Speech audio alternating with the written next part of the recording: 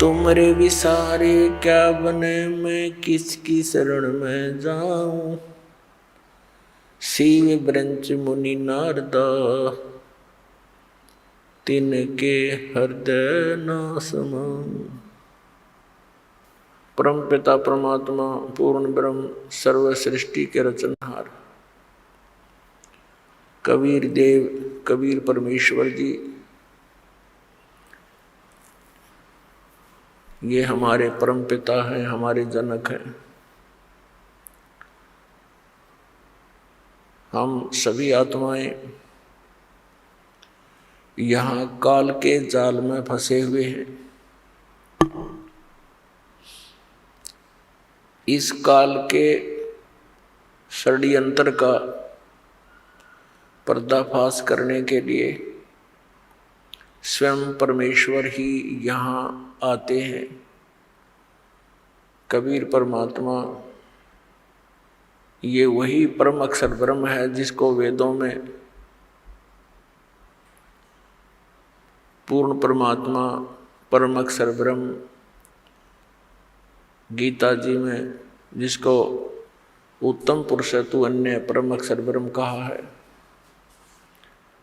ये संसार रूपी वृक्ष के जड़ हैं, मूल हैं, अर्थात सर्व सृष्टि के वो पालनहार हैं। हम यहाँ काल के जाल में आकर फंस गए। यहाँ कोई भी प्राणी सुखी नहीं है। पुण्यात्माओं, जब तक हम सत्संग नहीं सुनते तब तक हम अपने प्रतिदिन के कर्म को उत्तम मानकर और अपने जीवन का लक्ष्य जानकर ही कर रहे होते हैं। जब हम सत्संग सुनते हैं, परमात्मा के विधान से परिचित होते हैं, अपने कर्तव्य कर्मों का हमें ज्ञान होता है, अकर्तव्य कर्मों का भी ज्ञान होता है। कौन से कर्म करने योग्य हैं, कौन से ना करने योग्य हैं, उनका भी ज्ञान हमें सत्संग से ही होता है। और पुण्यात्माओं, सत्संग की प्राप्ति अति दुर्लभ है। और जिन पुण्यात्माओं को सत्संग प्राप्त हो रहा है वो बहुत ही अच्छे संस्कारी हंस हैं। वो युगों युगों से परमात्मा की साधना भक्ति करते आ रहे हैं।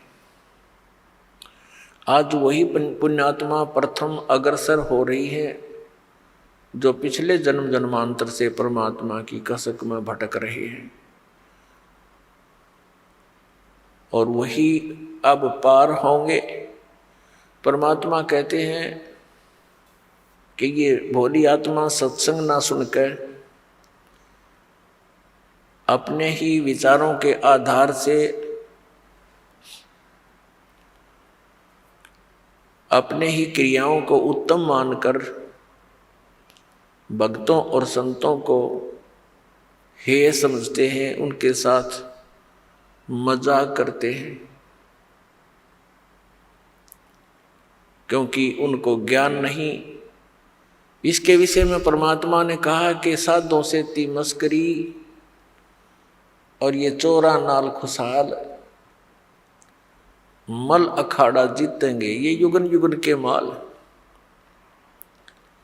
संत भक्तों जो सतमार्ग बताता उनके साथ तो मस्करी करते हैं, मजाक करते हैं, उनका उपहास करते हैं।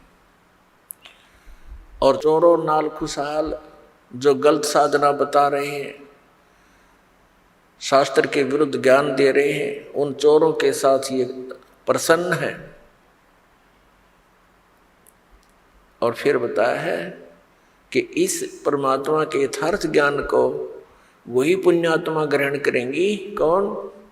मल अखाड़ा जीतेंगे ये युगन युगन के माल। माल माने रेसलर यानी पहलवान।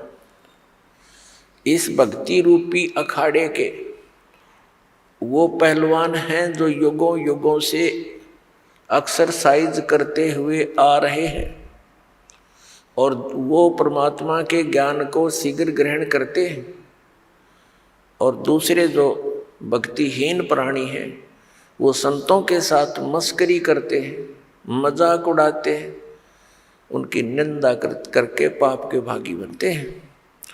उसके विषय में कहा कि साधों से ती मस्करी और चोरों नाल खुशहाल, ये तो मल अखाड़ा जीतेंगे, युगन युगन के माल है। युगों युगों से लगे हुए हो आप, तब जाकर के आपको इस परमात्मा के गेम में सिलेक्शन हुआ आपका। ये अंतिम मैच है ही अब के, जब तुम समझ गए इस ज्ञान को आप जी, तो अंतिम गेम है ही आपका, और निकल जाओगे गंदे लोक से, सतलोक चले जाओगे, सदा के लिए सुखी हो जाओगे।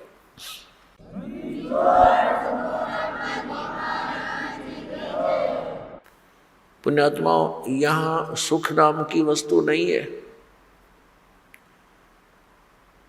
और जिस सुख को हम यहाँ खोज रहे हैं उसका कितना नामो निशान नहीं।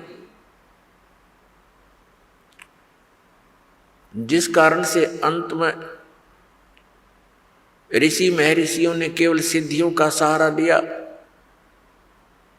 एक दूसरे पर प्रभु बनकर, एक दूसरे से अधिक चमत्कारी बनकर वो यहाँ अपना भक्ति नाश करते रहे और जनता को अपने पीछे लगाकर उनका भी जीवन नाश कर गए।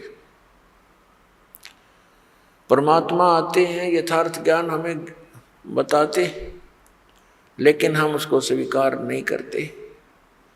क्यों नहीं करते? क्योंकि हम शिक्षित नहीं थे, और जो व्यक्ति परमात्मा के मार्ग के मास्टर समझे जाते थे, ऋषि गुरु मंडलेश्वर आचार्य शंकराचार्य,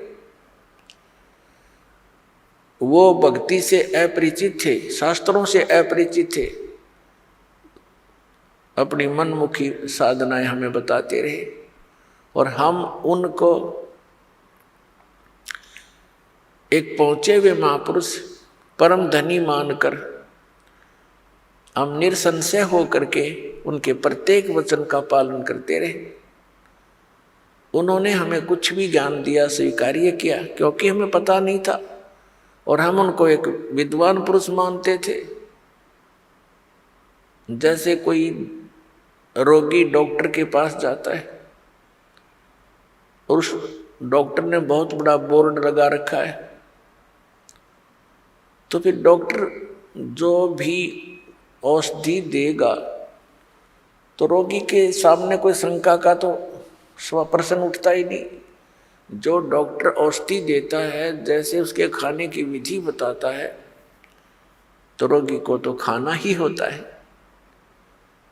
तो पुण्यात्मा, डॉक्टर की औषधि को डॉक्टर ही बता सकता है कि ये रोग नाशक है या वैसे कोई पुड़िया में राख बांध कर दे रखी है। तो ये दास भी डॉक्टर है अध्यात्म मार्ग का। हम सभी प्राणियों को जन्म और मृत्यु का रोग लगा हुआ है, और जब तक जन्म और मृत्यु का नाश, ये अंत नहीं होगा, तब तक हम परम शांति को नहीं प्राप्त कर सकते।